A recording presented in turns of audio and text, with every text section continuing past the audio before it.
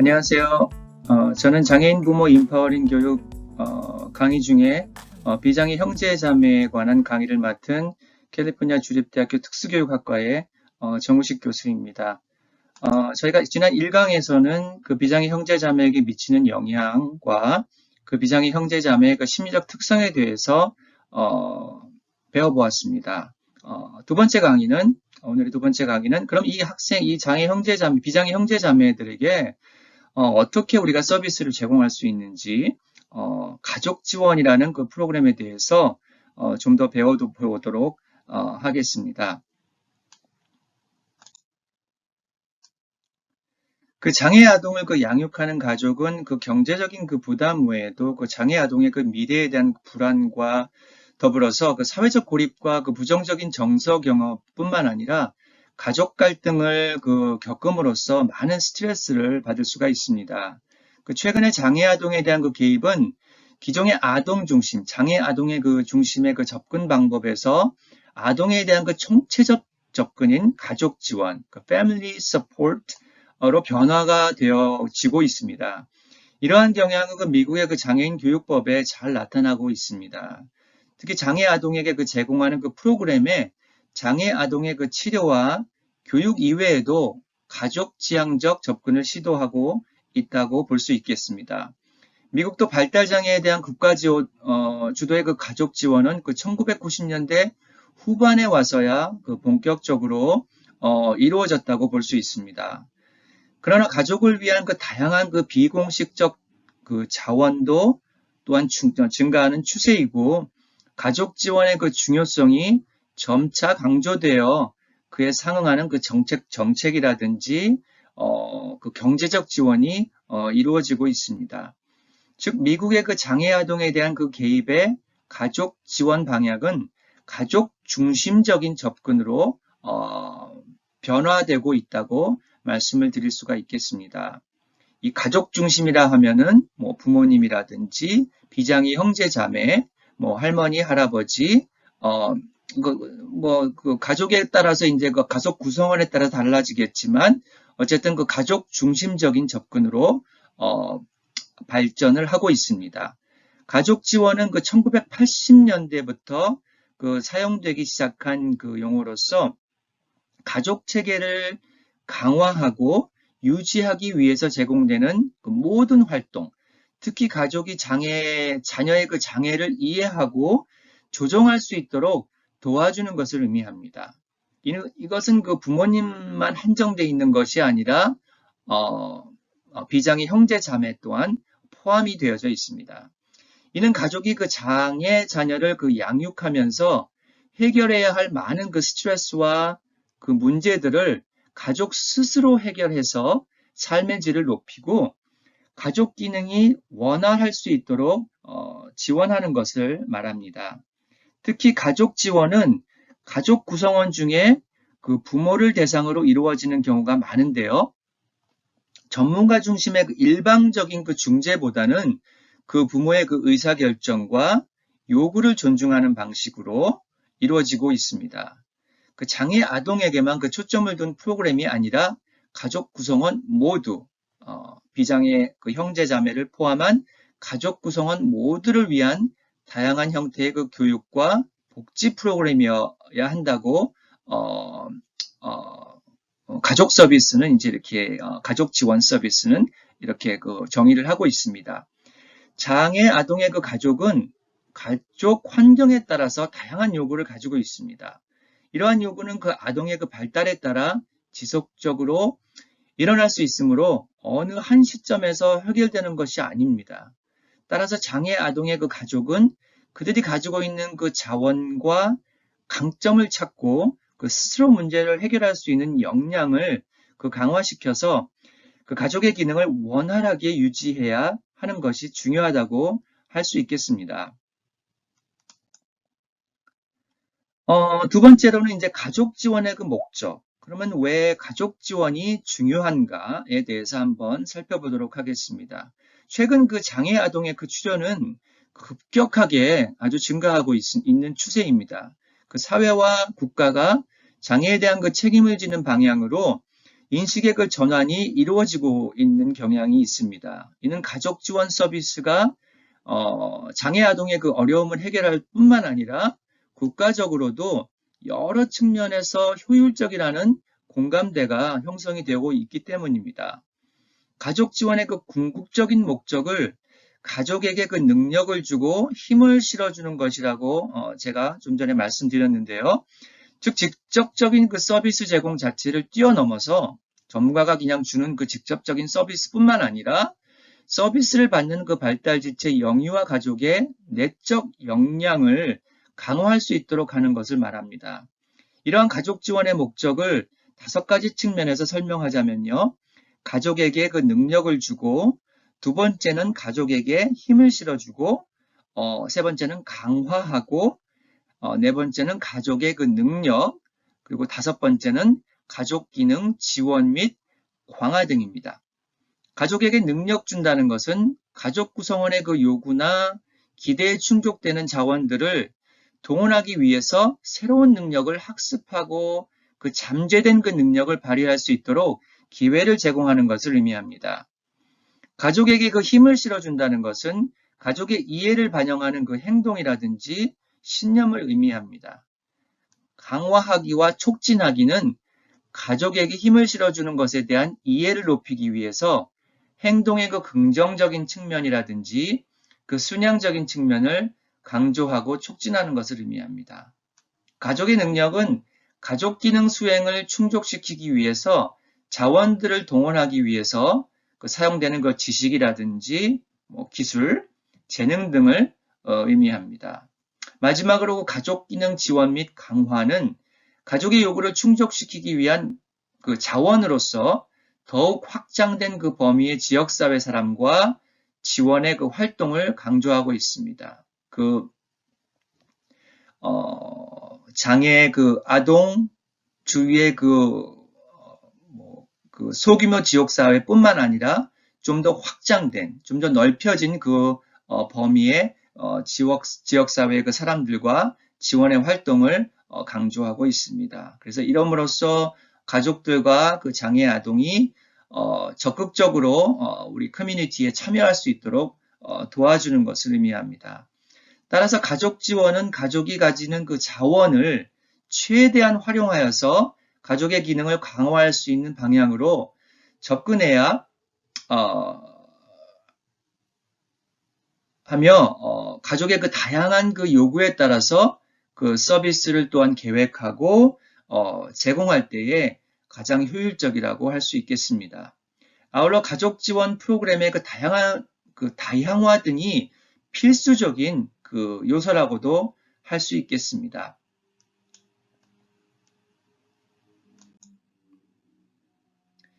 그 가족 지원의 그 유형과 그 범주를 저희가 살펴보면요.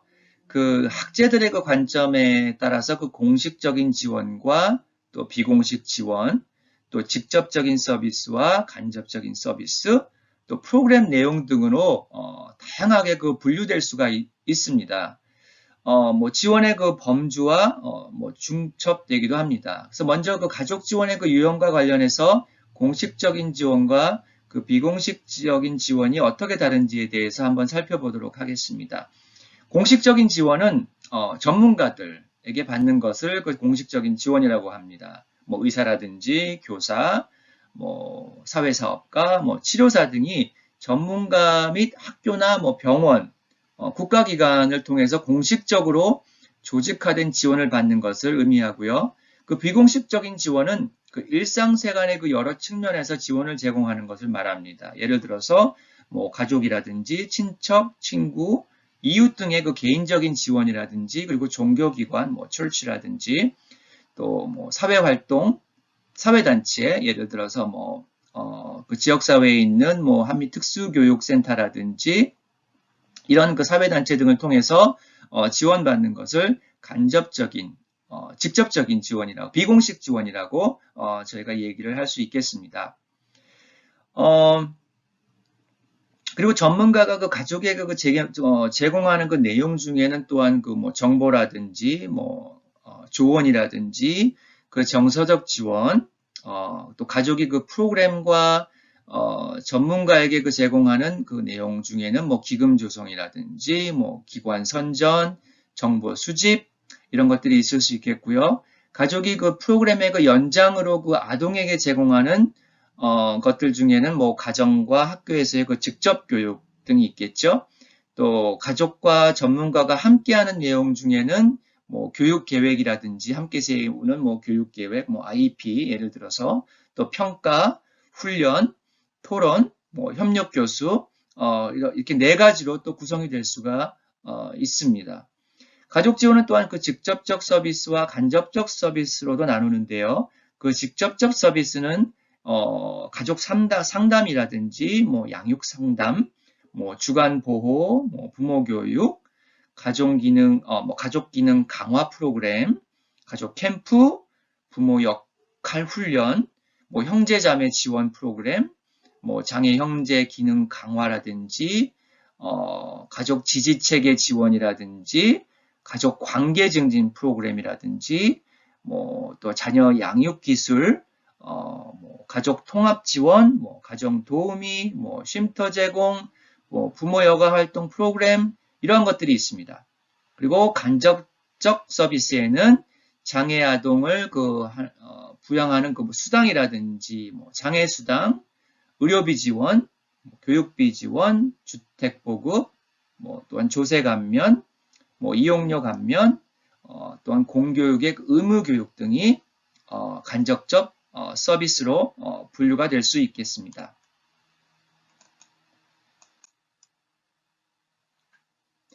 장애 아동의 그 가족을 적절하게 그 지원하기 위해서는 그 가족의 그 다양한 요구에 기초한 그 실행 및 자원에 기초한 실행을 통해서 가족의 능력을 강화하는 것이 정말 중요합니다. 가족 지원의 그 원리를 6가지 원칙으로 나누어 볼 수 있는데요. 첫 번째는 공동체 의식의 그 강화로 가족 지원 프로그램은 사람들 간의 그 강력한 그 상호 의존성을 나타내는 공동체 의식의 강화를 목표로 하고 있습니다. 그 지역사회 뭐 구성원과 뭐 종교단체도 포함될 수 있고요. 또한 뭐 학교라든지 또 뭐 지역에 뭐 우리 장애 아이들이 그 참가하는 뭐 여러 가지 프로그램들 이런 것들이 그 가족 단위 간의 그 상호 의존성을 구축해서 모든 사람들의 공통된 그 요구와 지원을 강조하면서 가족 지원이 이루어진다고 할 수 있겠습니다. 두 번째는 자원과 지원의 동원으로 가족들에게 그 사회적 지원망을 구축하고 동원할 수 있는 기회를 만들어줌으로써 가족들이 가족의 그 기능과 특히 양육에 대한 그 책무성을 수행하기 위해서 시간이라든지 뭐 에너지, 여러 가지 지식 및 기술을 갖도록 하는 것입니다. 이 원리는 그 비공식적 지원망을 구축하고 그 강화하고 그리고 융통성 있고 또 개별화되고 또 가족의 그 변화하는 그 요구의 그 반응적인 방법으로 그 자원과 지원이 제공되는 것을 강조하고 있습니다. 세 번째는 그 책임의 그 공유 및 협력으로 자원 동원 및 지역사회 구축을 위한 기재로서 동반자 의식과 협력을 촉진하고 또 가족과 가족 지원 그 프로그램 직원 간의 그 생각이라든지 뭐 지식이라든지 기술을 공유하는 것을 강조하고 있습니다. 이 원리는 전문가와 가족 간의 그 전통적인 관계가 변화되는 것을 요구합니다. 전문가가 일방적으로 가족에게 자신의 그 지식과 그 정보를 제공하는 것이 아니라 서로 그 shared responsibility, 같이 책임을 짐으로써 함께 문제점들을 토론하고 또 생각하고 여러 가지 그런 그 strategy 같은 것들을 함께 찾는 것들을 의미하는 것입니다. 이러한 원리를 위해 그 중재는 그 가족의 그 기능 지원 및 그 강화의 그 주요 기제로서 부모와 그 전문가 간의 그 동반자 관계를 유지해야 한다는 것이 중요한 그 포인트고요. 또한 가족과 그 서비스 제공자 간의 그 자원 및 지원 동원의 그 상호작용은 그 상호 간의 그 뭐 존중, 존경 이러한 그 관련된 정보를 공유하는 것에 그 기초를 두고 있습니다. 네 번째로는 그 가족의 그 개별성 그 존중으로 가족의 그 신념과 가치를 존경하고 또 가족이 외부 사람들에 의해 그러한 믿음을 침해받지 않도록 보호하는 것입니다. 따라서 그 자원과 지원은 모든 가족 구성원 간의 그 건전하고 그 안정적인 관계를 그 조장하고 또한 그 개발하고 유지하는 방법으로 그 자원과 지원을 가족들에게 제공해야 합니다. 중재는 그 가족의 그 개인적이고 문화적인 것과 그 신념을 수용하고 존중하고 보호하는 방법으로 시행이 되어져야 합니다. 우리 그 미국에는 다양한 그 민족들이 살아갑니다. 뭐 한국인뿐만 아니라 뭐 흑인, 또 히스패닉, 또 뭐 아시안 중에서도 뭐 중국 사람들도 있고 뭐 베트남 사람들 뭐 너무나 다양한 민족들이 함께 공존하면서 살아가기 때문에 그들의 그 개인적인 문화와 그 신념 이런 것들을 존중하고 보호하는 것이 가장 중요한 요소라고 할 수 있겠습니다. 그 가족의 그 다섯 번째는 그 가족의 그 기능 강화로 가족들에게 그 다양한 발달적 과제와 기능을 숙달할 수 있게 하는 기회와 경험을 강조함으로써 자원을 동원하고 양육의 그 책임성을 수행하는데 그 필요한 그 가족의 그 능력을 강화하는 것을 말합니다. 따라서 그 중재는 그 가족의 그 기능을 지원하고 강화하는 그 주요 방법으로서 가족의 그 단점이라든지 뭐 결함, 여러 가지 그런 문제점들을 교정하기보다는 가족의 그 강점에 그 포커스를 맞추는 것이 중요하고요. 그 가족들이 그들이 받는 서비스에 대한 그 통제와 의사결정 권한을 최대한 보장받을 수 있도록 여러 가지 그 방법과 자원과 지원을 이용할 수 있게끔 해주는 것이 중요합니다. 가족이 그 통제를 하는 그 위치에 있음을 보장하는 한 가지 방법은 뭐 현금 혹은 뭐 지금 지불 보증 그 전표의 그 형태로 이들 가족에게 뭐 직접 자원을 제공하는 것도 한 가지 예라고 할 수 있겠습니다. 여섯 번째로는 그 적극적인 그 인간 서비스의 그 실천으로 그 적극적인 그 인간 서비스를 실천하기 위해서 그 가족 기능을 강화하는 체계로서 치료적 그 접근 방법보다는 예방적이고 그 조장적인 그 접근 방법이 선호된다고 할 수 있겠습니다. 예방적 중재는 문제나 그 혹은 질병의 발생을 줄이거나 예방하는 것이고 또 부적절한 그 결과의 발생을 줄이기 위해서 그 부정적 기능이 나타나기 이전에 이루어지는 것을 말합니다. 조장적 중재는 긍정적인 그 기능의 발달을 강화하고 최적화하고 또 기능과 적응력 능력을 강화하는 능력이 그런 것에 그 습득을 초점을 두고 있고요. 또한 서비스 제공자 중심 혹은 전문가에 의해 규정된 그 개입 방법보다는 자원 중심, 그 수요자 중심의 개입 방법을 적용하는 것을 말합니다. 이것은 명백하게 그 인간 발달에 대한 그 뭐라 그럴까 그 생태학적이고 뭐 사회체계 관점을 강조하는 그 통합적인 개입의 적용이 필요하다고 할 수 있겠습니다.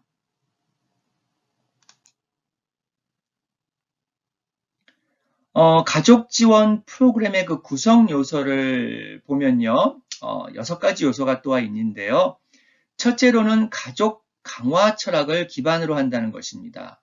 둘째는 서비스의 대상이 가족임을 전제로 가족의 필요를 조사해야 한다는 것이죠. 아까 말씀드린 대로 각 가정마다 필요로 하는 것이 다 다릅니다. 장애 아이들의 그 특성이 전부 다르듯이 가족들, 그 장애 아이들이 있는 가정마다 또 그 비장애 그 형제 자매들마다 필요로 하는 것들이 전부 다릅니다. 그래서 이런 것들을 조사해야 하는 것이 중요합니다. 서비스를 제공하기 전에, 프로그램을 제공하기 전에 이런 것들을 조사하는 것이 가장 중요합니다. 세 번째로는 가족 지원의 그 원칙에 근거해서 프로그램을 실행을 해야 됩니다. 가족의 그 특성에 맞게 가족의 그 필요한 것에 맞게 이 프로그램 또한 적절하게 제공하는 것이 중요합니다. 프로그램이 좋다고 해서 모든 가정에게 적용되는 것은 아닙니다. 그렇기 때문에 그 가족에 맞게 아까 말씀 그 두 번째 그 내용처럼 가족의 그 필요를 조사하고 나서 가족의 필요에 맞게 프로그램 또한 실행하는 것이 중요합니다. 가족이 활용할 수 있는 자원과 가족의 장점을 포커스를 맞추자 하는 것입니다. 모든 사람들에게는 그런 여러 가지 그런 단점도 있고 여러 가지 그런 필요로 하는 것들이 있습니다. 하지만 그 단점보다는 가족의 그 강점을 포커스를 맞춰서 그 강점을 통해서 이 가족이 할 수 있는 것에 포커스를 맞춰서 프로그램 또한 제공하는 것이 좋은 방법이라고 할 수 있겠습니다. 이러한 그 조사 결과를 근거로 하여 가족의 필요를 충족시키고 가족이 활용할 수 있는 자원을 확장하는 것이 중요합니다. 마지막으로는 그 결과 가족의 기능을 정상화하고 삶의 질이 향상될 수 있어야 합니다. 그러한 프로그램과 여러 가지 그런 스트래티지를 통해서 이러한 가족의 기능을 최대한대로 정상화하고 삶의 질이 일반 가정과 비슷하게 똑같이 낮게 향상될 수 있어야 하는 것입니다. 그래서 가족을 관심의 단위로 보고 협력적인 그 서비스 제공과 또 가족이 원하는 바에 대해 가족이 의사결정을 하도록 하고 또한 가족의 그 결함보다는 강점을 고려하고 가족 구성원 전체의 요구를 고려하는 것이 또 중요합니다. 부모님 그 요구뿐만 아니라 비장의 형제 자매들의 요구 또한 고려해야 한다는 것이 아주 중요한 부분입니다. 또한 그 지지적 정보를 제공하고 서비스 받는 사람의 인식을 또한 존중하고 침해적이지 않는 그 서비스 제공하기를 가족 중심 서비스의 중요한 요소로 보고 있습니다. 이런 가족 지원 프로그램은 가족의 그 역량을 강화한다는 그 철학과 앞서 제시한 그 6가지 그 지원 원칙을 기반으로 해서 가족의 요구라든지 요구의 범주, 프로그램의 실행, 지원의 원천, 결과 등의 그 5가지 그 구성 요소로 이루어질 수 있습니다. 결국 가족 중심 접근은 적용되는 그 분야를 막론하고 가족으로부터 얻는 충분한 정보에 의해 이끌어져야 하며 그 가족의 그 강점과 가능성에 그 초점을 맞추어져야 합니다. 그러므로 가족 지원은 이러한 그 가족 지원 원칙을 기본 전제로 해서 지원 방법에 있어서는 가족 요구에 기초로 해서 가족 중심의 그 서비스가 제공되어져야 한다고 할 수 있겠습니다. 가족 스스로 그 자신들만이 가지고 있는 강점과 자원을 그 통합적으로 활용할 수 있도록 가족의 능력을 그 향상시켜 줄 수 있는 방향으로 개발하는 것이 중요하다고 할 수 있겠습니다.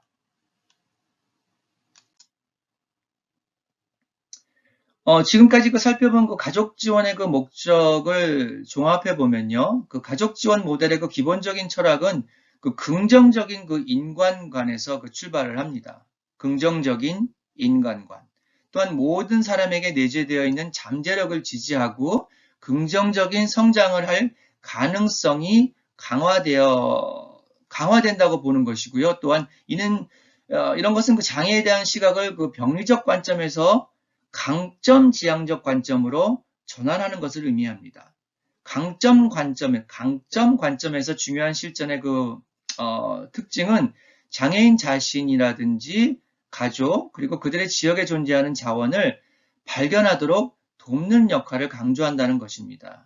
이와 같이 가족 지원은 장애인과 가족에 대한 문제 중심적 관점에서 강점 중심의 지향으로 가족의 그 긍정적인 역량 강화를 도모하고 또 그들의 그 복지적 요구를 또한 충족시켜주고 궁극적으로는 자립을 도모하는 목적을 갖고 있습니다. 이처럼 가족 지원의 목적이 가족을 단위로 하는 이유는 장애 아동 개인에 대해서 개입하는 것보다 가족 단위로 개입했을 때 그 효과가 더욱더 배가 되고 효과가 지속적으로 유지될 수가 있고 가족의 그 스트레스도 완화될 수 있기 때문입니다. 따라서 장애아동을 양육하면서 가족 구성원이 직면하게 되는 그 여러 가지 그 어려운 문제점들은 독립적으로 해결할 수 있도록 가족을 지원해 준다면 그 가족의 역량과 독립성이 강화될 수 있다고 할 수 있겠습니다. 제가 이제 맡은 그 두 번째 강의는 여기까지고요. 제가 그 한 강의, 그 첫 번째 강의와 두 번째 강의를 통해서 여기까지 세 가지 그 디스커션 할 수 있는 질문들을 남겨놓았습니다. 그래서 여러분들께서 제 강의를 들으시고 한번 이 세 가지 그 질문에 관해서 한번 생각해보는 시간을 가졌으면 좋겠습니다. 제 강의는 여기까지입니다. 제 강의를 들어주셔서 감사합니다.